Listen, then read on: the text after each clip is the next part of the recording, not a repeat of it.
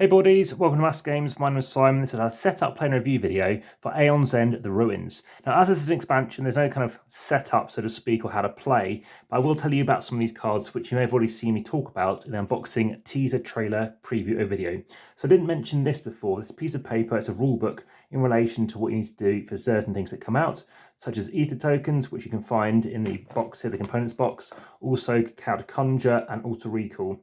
So conjuring is about bringing a card back from a discard pile, which we haven't really touched with yet, just because it has a bit more complexity to it and about recalling what on earth is even in your discard pile. Similarly with the recall effects, you're bringing cards back from your discard pile. So that's basically what you're doing, kind of slightly different to bringing cards back, but so apologies for misspeaking there. I will tell you about what we have played with so far. Haven't played all this stuff yet. We finally did manage to beat the expansion relating to the depths using some of these other cards. So for 5 ether, this gem gained 2 ether and silence minion, extremely helpful. Recommend this one. Also gain 3 or 2 charges for 6. We found that's quite useful, as well as the shimmer bead for gaining 2 ether. And if you recall, you can have activate your ability this turn, gain 1 life. Didn't tend to use this on much, again, because the addedness of it.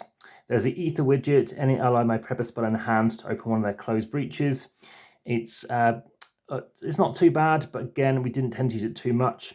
But we do have this one for 3, this spell, deal 1 damage. Other spells you cast during your turn, this phase, deal an additional 1 damage. So that's not too bad at all. But the most important one that we love the best, it did cost 7 as a spell, but does 6 damage.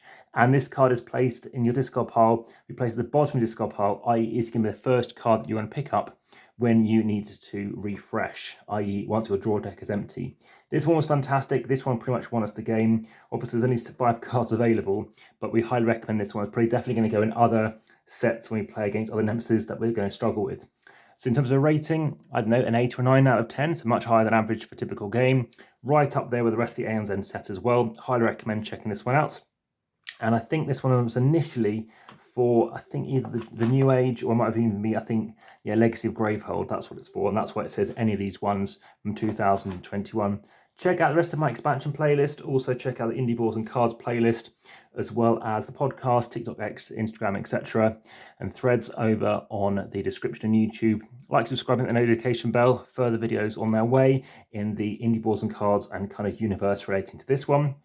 Thanks again for watching. Speak again soon. Enjoy the game, and for now, back to the table.